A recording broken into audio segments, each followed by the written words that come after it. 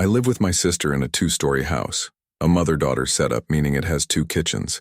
She uses the downstairs, I take the upstairs. She's not home a lot since she often stays with her boyfriend about 20 miles away. Like I said, I'm 30. I shouldn't get spooked being home alone, but honestly, sometimes I do. This happened one night when I was home alone watching a scary movie in the living room.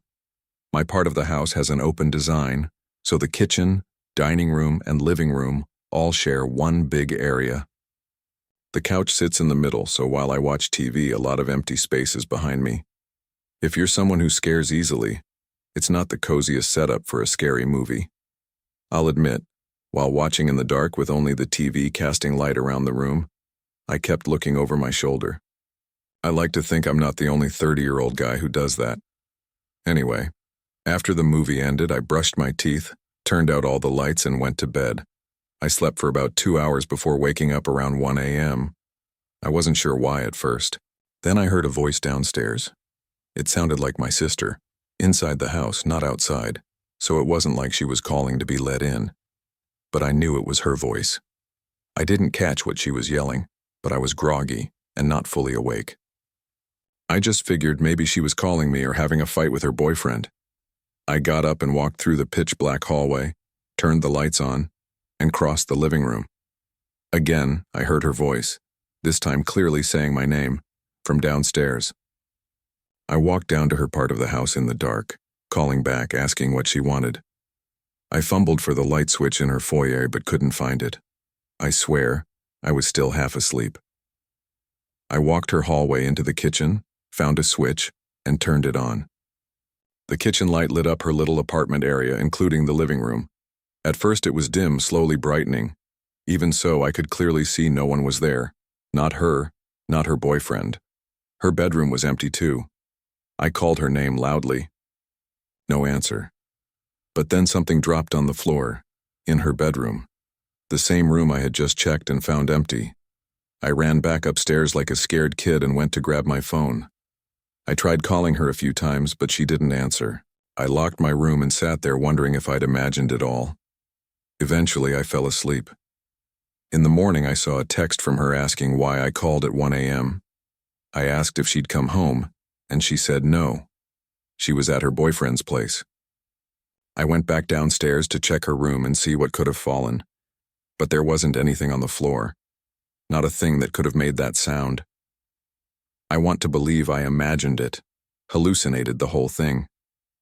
But I've never had hallucinations or sleep issues. And the voice I heard, and that sound in her room, and it still creeps me out.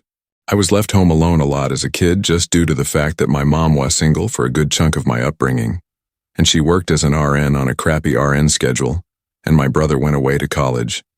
This was a night that my mom was working an overnight. It was a weekend night, so I had this girl Molly over who I was talking to, and she hung out for a while. We watched a couple movies and whatnot, and eventually she had to go home because her parents don't like her out late. So I was left alone to hold down. The Ford I continued to watch TV in my room. In bed, my bedroom is upstairs next to the backyard, so when someone dragged one of the chairs on the deck outside, I heard. I got up and looked out the window and he saw someone sitting on one of the deck chairs. Down below, I called Molly's name, thinking it was her. After all, she'd only left under 10 minutes ago. Whoever it was looked up at me, but it wasn't Molly. I immediately pulled away from the window to hide. That was not anybody I recognized, not in the darkness. At least I texted a few close friends on our group chat if it was one of them messing with me. The ones who answered all said no and asked what I was talking about. I didn't really believe any of my friends would come to my house to mess with me like that anyway, scared shitless but still curious. I slowly walked back over to the window to look down again, and that person was still sitting in the chair looking up at my window. It was a he, that much was clear, and he definitely saw me. I hurried away from the window again to turn off the TV. I sat in my bed in a ball, basically with my arms wrapped around my knees. I waited in darkness for a while. I didn't even want to turn my phone screen on because I was scared he'd see the light. I didn't even want to move because the window was opened and I feared that he'd hear any movement I made. I wanted him to assume I was just no longer in the bedroom. I waited enough time. It had to be a solid 5 minutes of just sitting there. I highly doubted that man outside. could still be there, I finally mustered up the courage to get up and look out the window. I felt a little part of me die inside when I saw he was still down there looking up at my window, instead of running away from the window. Again, I tried to be brave and said down to him, "What do you want?" I then noticed his shoulders started to go up and down, as if you were laughing really hard, but he didn't make any kind of audible laughing sounds at first, so I heard a slight whistling sound coming from him. It seemed like he was laughing so hard that he was wheezing. I asked him to please go away, then walked away from the window again. I went back to my bed. I was scared to call the police for some reason. I left my room and sat at the top of the stairway listening. The back door was being pushed. He was trying to get into the house. I ran back to my room to hide again. I was 14. I didn't know what else to do. Eventually, I heard the front door's door not being fiddled with and the man trying to push the front door open as well. He gave up quickly. Thank God. I closed my bedroom window and curtains. If our doors weren't locked, I could have been killed easily. I was skinny and weak when I was 14 and definitely not a fighter. I didn't leave my room again that night until my mom got home around 9. I told her what happened and her reaction was angry at me for not calling 911, and in hindsight, that was very stupid of me, one of the many things I did or rather didn't do at a young age that he questioned greatly. This was the story of how I almost died as a young kid home alone and possibly the most intense night of my life with way too much going on. We're a family of 5. I was 10 at the time. My older brother was 14.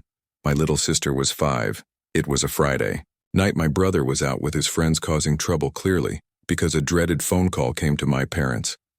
All I remember was I was in my room playing a Star Wars video game when I heard my mom start freaking out crying. I got really scared and hurried to see what was wrong. My mom was on the phone with a hospital, calling to inform my parents that my brother had gotten hit by a car. Obviously, we were all shaken and really scared. My brother's leg was broken, but I don't know what else was said. On the phone, all I know is my parents hurried to get their coats on and got my little sister from her room and asked me if I was okay to stay home alone. I said yes, and they hurried out to the car and left. I was, of course, really worried for my brother, but I really didn't want to go to the hospital and see him in any kind of bad condition.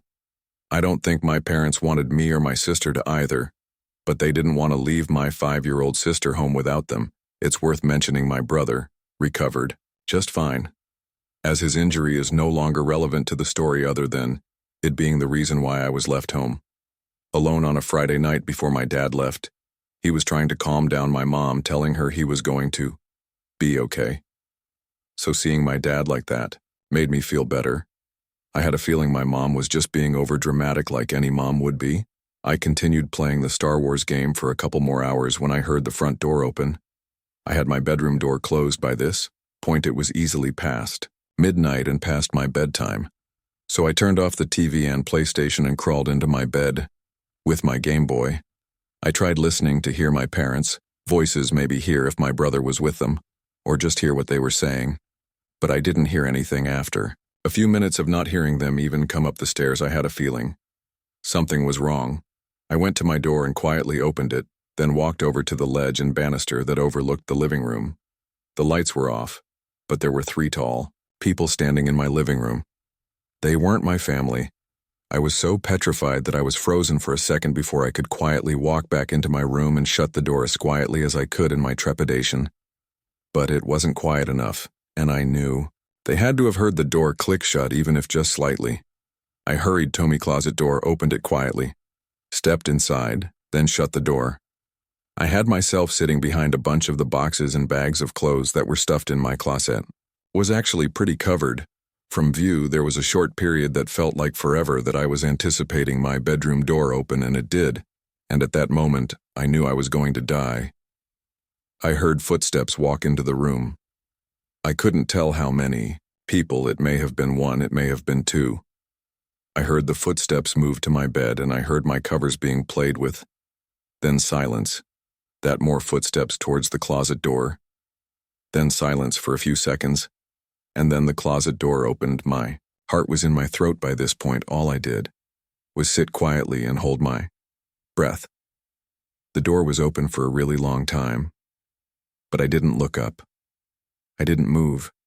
It had to be a good 20 seconds of silence before the door closed again.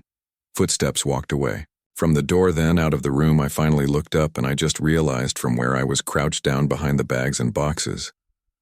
I may have been visible to that person. It wasn't until probably an hour that I heard my parents return. I ran downstairs to them. The front door was left ajar by the people who broke in, and they had stolen a number of valuables from our house. It was a night that just went from bad to worst for our family. My parents were in such a rush when they left for the hospital that they apparently didn't even lock the door. I was lucky to have not been killed, that were kidnapped.